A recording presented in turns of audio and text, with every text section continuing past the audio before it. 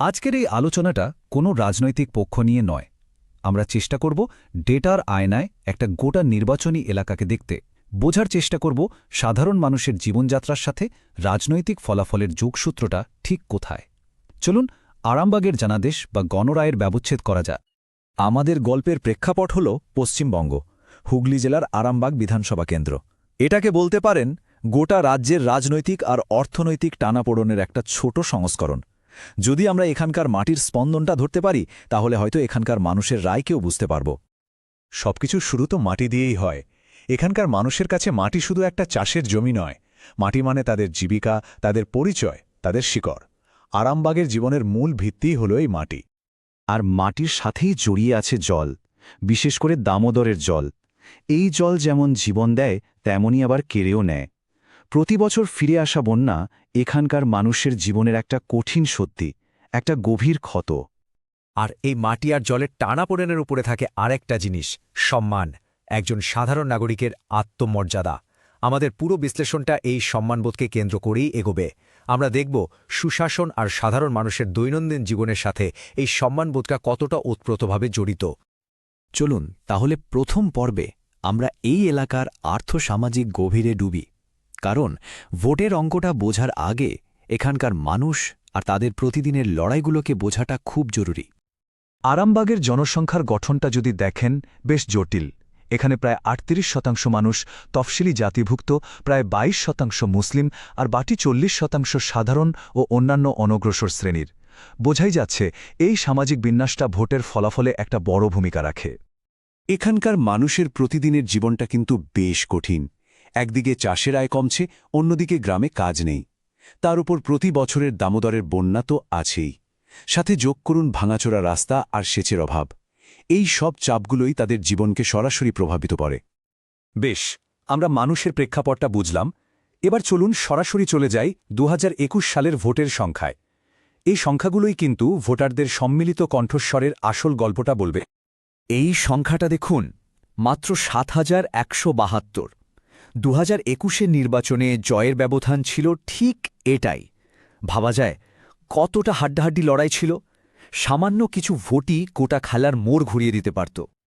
আর এই চারটা তো আরও অবাক করার মতো। ২০১৬ থেকে ২০২১-এর মধ্যে রাজনৈতিক হাওয়া কিভাবে বদলেছে দেখুন। বিজেপির ভোট শেয়ার বেড়েছে ৩৮%-এরও বেশি, একটা বিশাল লাভ। অন্যদিকে তৃণমূলের ভোট কমেছে প্রায় ১১%, আর সিপিআইএমের প্রায় ৩০%। এটা শুধু পরিবর্তন নয়, এটাকে একটা রাজনৈতিক ভূমিকম্প বলা চলে। এবার একটু প্রার্থীদের দিকে তাকানো যাক। একদিকে ছিলেন বিজেপির মধুসূদন বাগ, এলাকারই লোক, তফসিলি জাতিভুক্ত, আর ঘোষিত সম্পত্তিও তুলনামূলকভাবে কম। আর অন্যদিকে তৃণমূল কংগ্রেসের প্রার্থী সুজাতা মণ্ডল, যিনি এলাকার বাইরের লোক, বাঁকুড়ার ভোটার, আর তার সম্পত্তির পরিমাণও ছিল অনেকটাই বেশি। এই ভূমিপুত্র বনাম বহিরাগত লড়াইটা ভোটারদের মনে বেশ প্রভাব ফেলেছিল। এতক্ষণ আমরা দেখলাম কি হয়েছে। এবার আমরা বোঝার চেষ্টা করব কেন হয়েছে, অর্থাৎ অভিযোগের ব্যবচ্ছেদ। দেখব ওই সংখ্যাগুলোর পেছনে মানুষের ঠিক কোন কোন ক্ষোভ আর প্রাতিষ্ঠানিক ব্যর্থতাগুলো লুকিয়েছিল। আরান্ডি বা মায়াপুর ব্লকের একজন বাসিন্দার এই একটা কথাই যেন গোটা এলাকার যন্ত্রণাটাকে তুলে ধরে। প্রতি বছর দামোদরের বন্যায় আমাদের ফসল শেষ হয়ে যায়। এটা একটা গভীর, দীর্ঘদিনের সমস্যা যা মানুষের জীবন জীবিকা বারবার শেষ করে দেয়।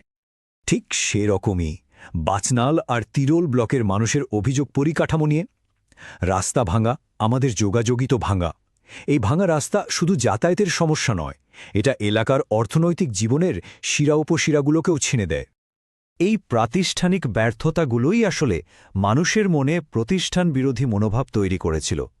রেশনের দুর্নীতি, রেল লাইনের জন্য জমি অধিগ্রহণ নিয়ে সমস্যা, সামাজিক সুরক্ষা প্রকল্পগুলোর ঠিকঠাক কাজ না করা, আর তার সাথে স্থানীয় স্তরে তোলাবাজির অভিযোগ, এই সব কিছু মিলিয়েই মানুষের অসন্তোষ চরমে পৌঁছেছিল।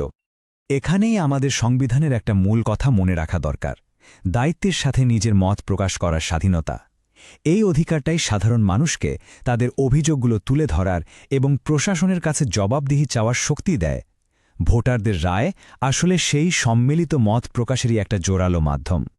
তো সমস্যাগুলো তো চিহ্নিত হল, এবার আসা যাক সমাধানের কথায়। ডেটা নির্ভর একটা ব্লুপ্রিন্ট বা সুনির্দিষ্ট পরিকল্পনা কিভাবে এই সমস্যাগুলোর সমাধান করতে পারে চলুন সেটাই দেখা যাক। এখানে একটা 4 স্তম্ভের উন্নয়ন পরিকল্পনার কথা বলা হচ্ছে। প্রথমত, জল আর বাসস্থানের সুরক্ষা। দ্বিতীয়ত, ভালো রাস্তা আর বিদ্যুৎ সংযোগ।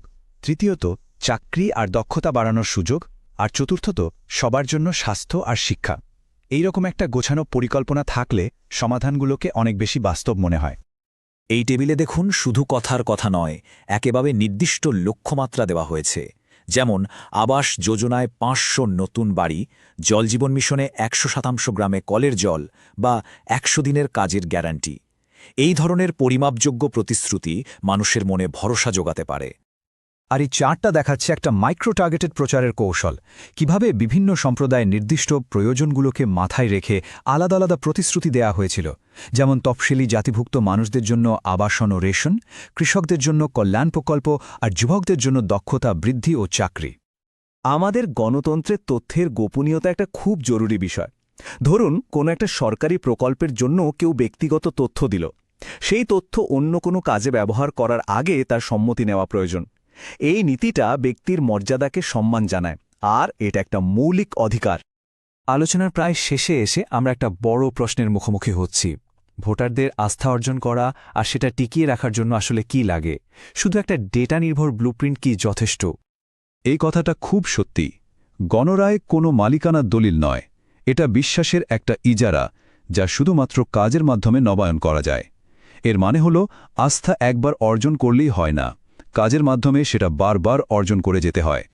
আর তাই আমাদের শেষ স্লাইড এই প্রশ্নটাই রেখে যাচ্ছে, মানুষের মনে স্থায়ী বিশ্বাস তৈরির জন্য কি একটা ডেটা নির্ভর পরিকল্পনা বা ব্লুপ্রিন্টই যথেষ্ট, নাকি এর বাইরেও আরও কিছু প্রয়োজন?